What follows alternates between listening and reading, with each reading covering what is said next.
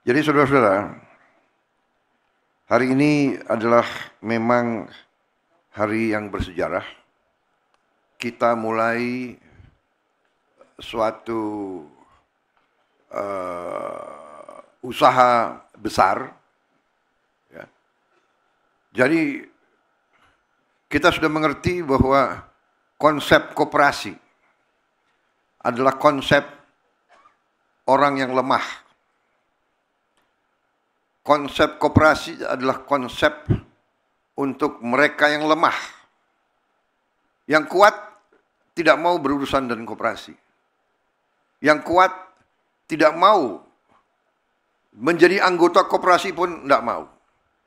Kalau sudah kuat, sudah kaya, sudah punya akses kemana-mana, yang dia bikin itu PT. Ya, dia bikin holding, dia bikin incorporated, dia bikin limited liability company, dia bikin corporation dan bla bla bla. Koperasi adalah alatnya orang lemah. Alatnya bangsa yang lemah. Tapi konsepnya sederhana. Sama dengan konsep lidi. Satu lidi lemah, tidak kuat, tidak ada artinya satu lidi. Tapi kalau lidi, puluhan lidi, ratusan lidi dijadikan satu, ini adalah alat yang bisa membantu kita. Jadi dari lemah menjadi kekuatan. Ini adalah konsep koperasi. Dari ekonomi lemah menjadi kekuatan ekonomi yang kuat. Ini adalah konsep koperasi. Konsep koperasi adalah konsep gotong royong. Kalau saya sebut gotong royong, yang paling keras tepuk tangan kawan-kawan PDIP. Gotong royong adalah milik bangsa Indonesia.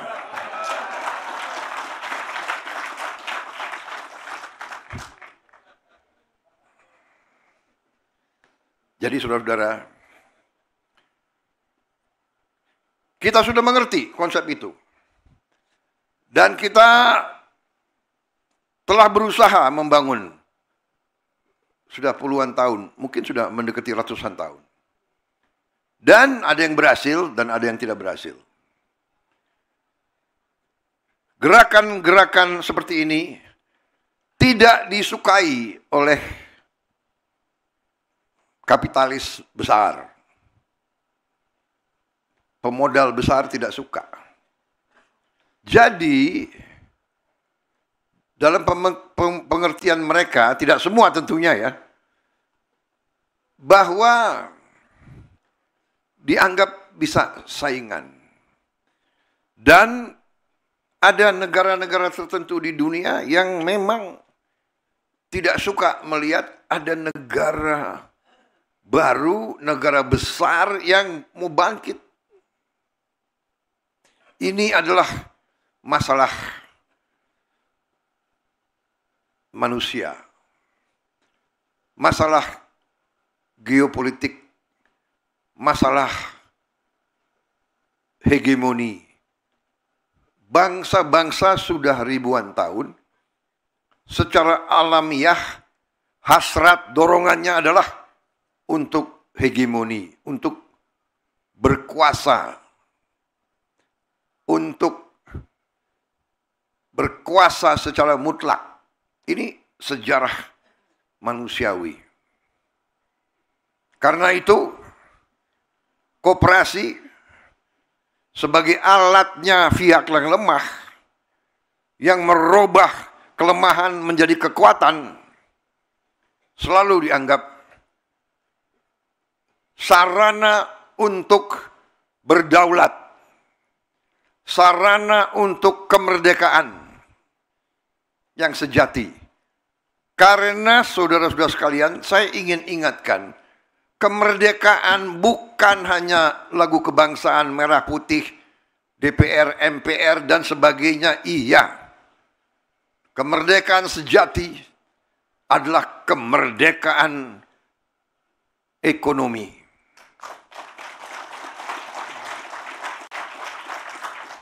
Kita punya semua bentuk kenegaraan,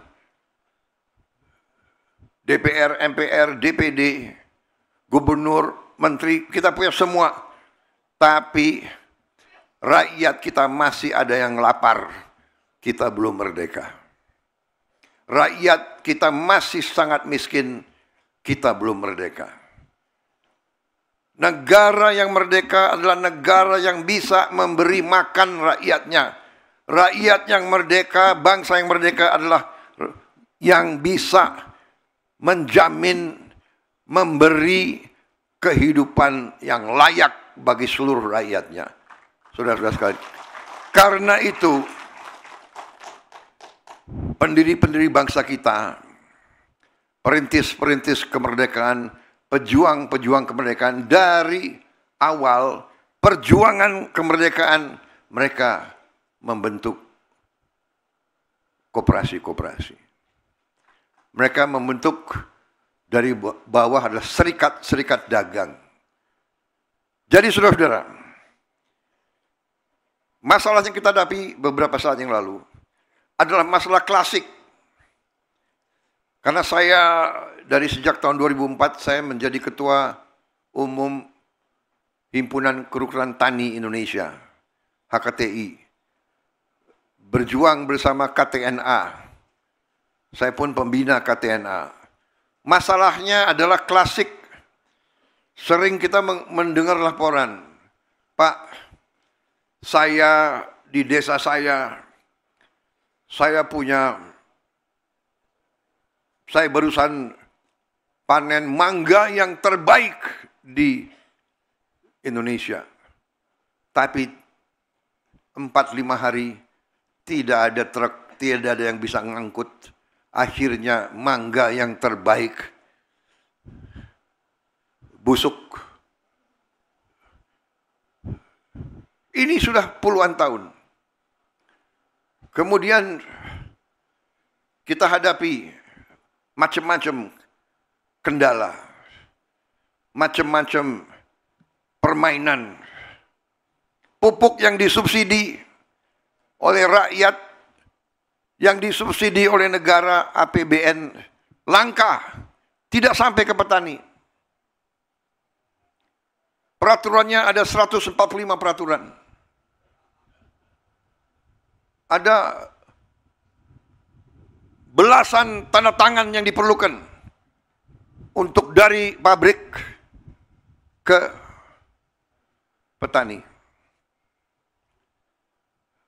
Kemudian tiap panen yang berhasil, harga untuk petani jatuh.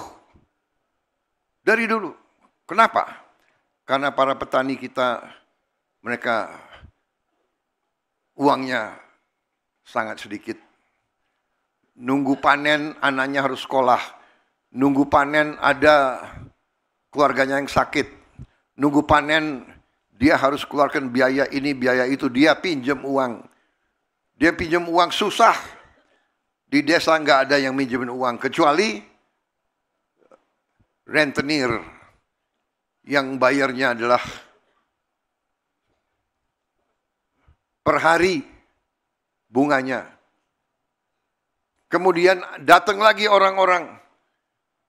Karena tahu para petani susah uang. Jauh sebelum panen dia sudah beli. Dengan harga yang sudah jatuh. Ini turun-temurun. Menurut saya tidak puluhan tahun, ratusan tahun. Ini harus kita potong. Dan kita potong harus dengan langkah yang besar. Bangsa kita besar. Kita harus berpikir besar. Dan kita harus berani ambil tindakan yang besar. Dengan istilah Pak Bambang Pacul itu adalah harus bonek. Benar Pak Korea. Berani dulu. Berani, benar, akan berhasil. Tapi harus berani dulu. Jadi saudara-saudara, beberapa bulan yang lalu, 2 bulan yang lalu ya?